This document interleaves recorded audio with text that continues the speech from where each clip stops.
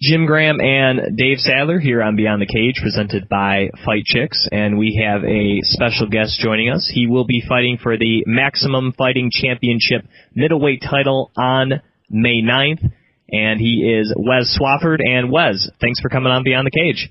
You're welcome, guys. Thanks for having me. We're only a few months into 2014 here, Wes, but I was wondering how the new year has been treating you so far. It's been great, man. Family's doing good, and training's going good, and just can't wait to fight. Now, we're a few weeks from your fight at MFC 40, but I was wondering what your weight is looking at right now. Weight's really good.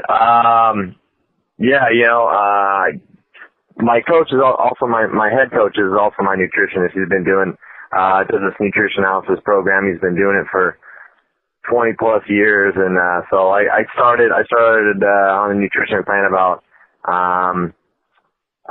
11 weeks out from the fight. Usually do 12 to 11, but weight's doing really good. I'm right on point. So I'm glad you talked about your nutrition a little bit. You said that you start that plan like 12 weeks out. Is that something where like he prepares your meals for like a week? And it's like, strict calories and all that. And then after you answer that, are you still a pretty clean eater when you're not getting ready for a fight? Well, the first question there, he doesn't, he doesn't prepare the meals, but I have a meal plan. I have, basically eating 6 times a day. Yeah, all my calories, all my food's weighed out. All my, even when we go to start cutting weight, you start cutting carbs, but adding Tap Drive, which is just a calorie supplement, a pure calorie that can only be burned as energy, can't be used as stored as fat. And then in between fights, I try and do as best I can, but I love all the bad food, and I love drinking beer, but responsibly, but try and keep at least 75% of my diet on point, and just have cheat days, but You're a human being. You're allowed to have a beer and some wings watching the game or whatever. It's all right. With your fight at MFC 40, the MFC, they're doing that Punch the Vote campaign again, where the fans can vote on who they want to be the main event. Do you think you're going to get the nod for the main event? I think so, and I'm sure that's going to be because of Sam Alvey, his name. He's done really well for himself as far as getting himself out there, and he's on the Ultimate Fighter, and we know the things that he's done. So I think we will. I think we'll get that, and it's a really cool thing that the MFC does. It's good. It's a good thing to get the fans more involved, and it's good. It's good marketing for it too. So that's.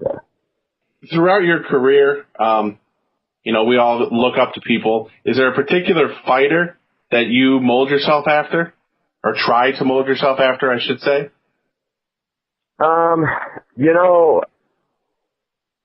Not so much mold myself after. I've always tried mimicking my coaches as far as the best way to as far as training and learning when I was learning my kickboxing and boxing, and is always just try and mimic their movements and duplicate them. There's always been there's a ton of fighters that I respect and always they're the heroes and everything that really put MMA on the map. There's always those guys out there, but just really my coaches as far as trying to mold myself to be like them. After you fought at MFC 36, you fought twice more since then in outside promotions. Did you know that you were going to fight for the MFC again? I was supposed to fight Sam Alvey in between. It was kind of a last minute deal when I fought. I believe it was in April. That may be wrong, but I believe it was in April of last year, and somebody got hurt, whoever his opponent was supposed to be, and I was scheduled to fight Tomasz Graval in Poland for MMA Attack, and you know, it would have been 2 weeks after Markavich called me and said, "Hey, you want this fight?" And I said, "Yeah, it'd be awesome." You know, I ended up losing the fight with Tomasz, and they replaced me with Jay Silva. So, they replaced me with somebody else. I guess that was a Silva fight.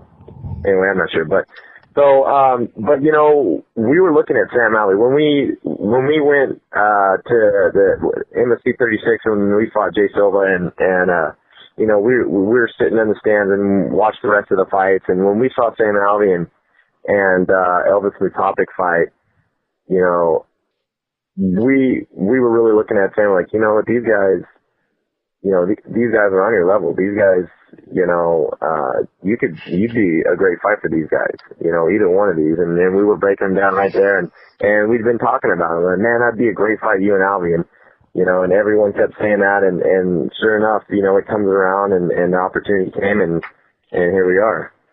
So, you know, you said you were sitting there watching the Sam Alvey fight, and you thought that, you know, that could definitely be a fight that would be coming. Did it turn into something where you've been training for Sam Alvey for quite a long time, or is it just, you know, you kind of thought to yourself, hey, this is a guy we could be fighting, and you just kind of left it on the back burner until you actually signed for that fight? Yeah. Exactly. We left it on the back burner. It was the kind of the dream fight at the time, and we thought it was within grasp, and you know, we knew it was there, but we had to get the right wins racked up, and we had to you know, and my last win did get, you know, put me back you know, with another knockout, and you know, so that definitely got me, you know, back in line, and but yeah, it was on the back burner. It was taking one fight at a time, but it was definitely all on our minds. So.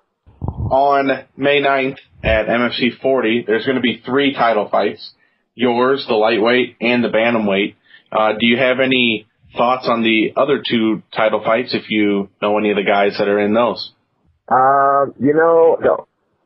You know, that Burchek, you know, I think it was his last fight. He did amazing. He put on a great show. I can't remember who the guy he fought, but you know, I've been so busy and wrapped up in just my training and family life and everything. I haven't really paid a whole lot of attention, but with the other guys in fights go on. But you know, I know Burchek is a stud, and he really put on a great fight. You know, his last couple fights. So that should be a good one. That's definitely be a good one. I mean, they're all going to be great fights, but yeah.